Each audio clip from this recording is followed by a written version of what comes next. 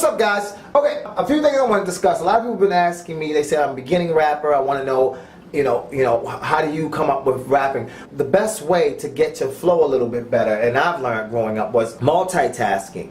If you can hit a beat, even if it's a basic boom, tap, tap, boom, tap, even if you could do that and still talk. See, like I'm talking to you and I'm still hitting the beat. So my mind is doing double thinking. Then you can pick it up. So now I can still talk to you and hit that beat. And then once you get yourself talking and still be able to hit the beat at the same rhythm, try to actually rap with it. So if I would say, yeah, I'm standing here with the camera in front of me. All them chicks, yeah, they tried to just front on me. I seen so many, but there was only one of me. So then you rapping and you still hitting the same beat. So your mind is thinking, talking to the camera, I'm hitting them. So I'm doing three things. I'm trying to concentrate on talking to you all, still hit the same beat and still think of a rap. That's called multitasking with your raps. So then think about it like this. Imagine not having to hit that beat or concentrate on you guys. So then all I have to do is rap. So then in your mind, it's like, whoa, I have so much extra space to think about what I want to say.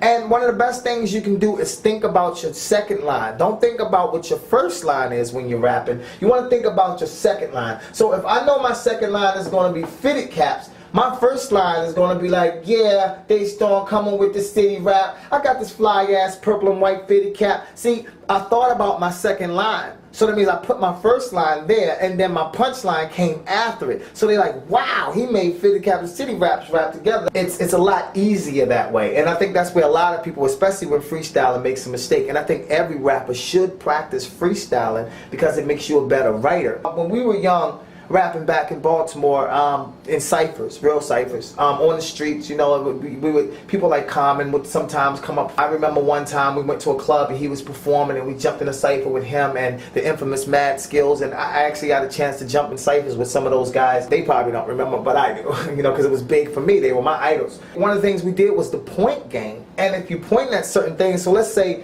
up here I got this box of lean cuisine, you know what I'm saying?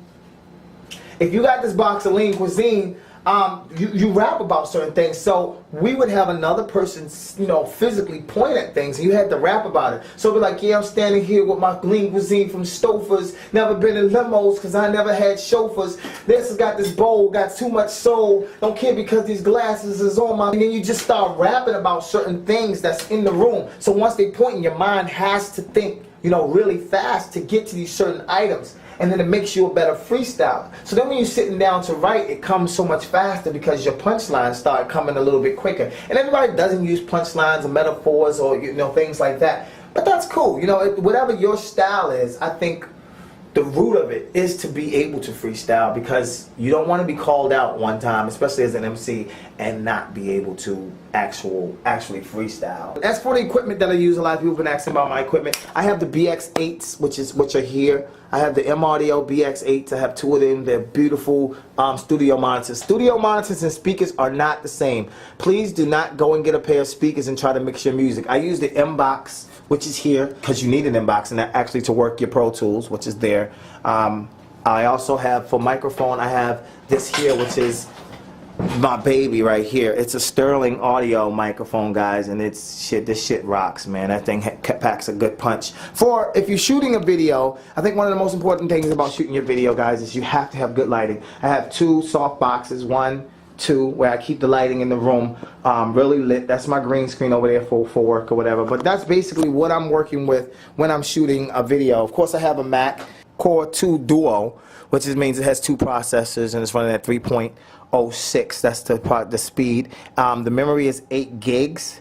And that's pretty much it for my Mac. I run straight off my laptop to do a lot of my editing. For my videos, let me swap out. I'm using shoot over here. I'm sorry, guys.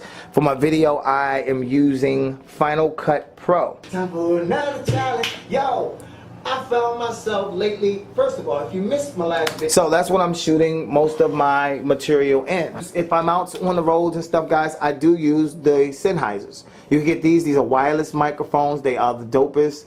that you can get. They take AA batteries, you link them up to you, and you got yourself wireless microphones. So you learned a little bit about rapping, you learned some of the equipment that you can get to make some nice quality videos, because the thing about YouTube, I always tell everybody who are just getting started on YouTube, they ask me about how you get started on YouTube and all this other type of stuff, but I always tell people one of the most important things about YouTube is especially as a musician, if people wanted to hear you sing, they would turn on the radio, but they come to YouTube to see videos. That's why you see me doing multi-screens, and I keep the fitted caps as fresh as possible, and I try to keep it colorful, because people want to be entertained through your video. So every time, I don't care if you're a vlogger, I don't care if you do comedy, I don't care what it is, whatever it is that you do, make sure that your video is up to par. Get an HD cam, the type of camera that I'm using, the one that you're looking at right now, the Lumix GH1, which is an amazing camera, shoots great HD video. If your lighting's not good and if your camera sucks, people probably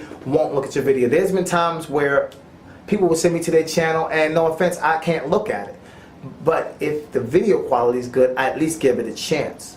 Now imagine if your video quality is good and you're good at what you do, making people laugh, vlogging, doing the news, doing comedy, doing music, playing your instrument, whatever it is that you do. Imagine if you had them both together, then people are going to subscribe. Sometimes if you want to be serious about YouTube, you're just going to have to invest in some better equipment. And I know it may cost you, even if you have to rent it for a while and things, but sometimes you just have to invest. A lot of young folks, they're like, I don't even have this type of money, but I know for a fact that some kids are getting shoes that cost like $100 and things, And imagine you get 4 pairs of shoes, you got yourself, my lighting was only 100 and some change. You got your lighting right there, just sacrifice them shoes on your feet. You never see my feet. You only see me from here up. I mean, I can get shoes, but I'm just saying, like, make your sacrifices, work on your raps, work on your content, y'all. I'm going to stop talking. Let me swap outfitters. I know y'all tired of looking at my ass. If you have any questions,